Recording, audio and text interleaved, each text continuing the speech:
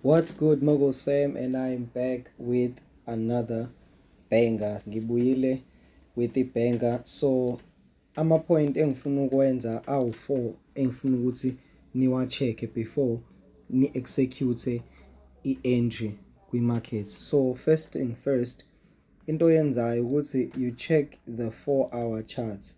Kwi-4-hour charts into ebalulekile it is to check i-momentum, indlela esuka imarket ihamba ngayo. Is it going up or is it going down?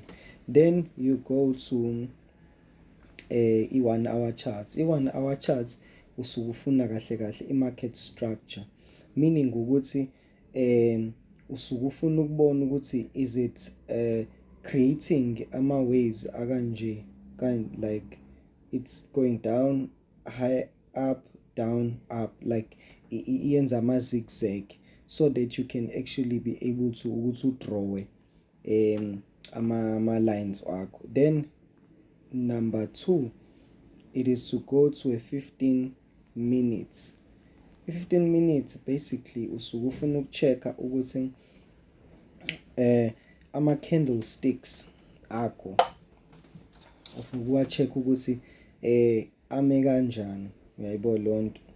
You want to check ukuthi ama-candlestick, ama-confirmation candlesticks, you know, ukuze ukwazi ukubona ukuthi okay, njengoba ngila ichaza ukuthini, is it i-doji, uyayibona lonto, ayahlukahlukana, yabo.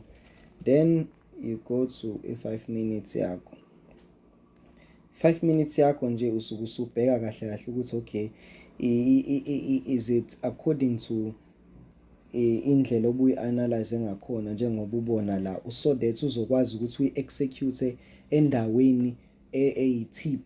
Uma ngithi eyi-tip, for instance, let's say njengoba kukanje, ukwazi uku-execute i-entry yakho la, ungayi-execute phakathi nendawo, because leyo nto izokwenza ukuthi ugcine uluza, because ngenzeka ukuthi mhlampe uthole ukuthi izojika iyezansi kumande iphinde iye phezulu. So that is ama-point okumele uwa-check as ufuna ukufaka i-entry yakho kwi-markets. Moguls family, peace.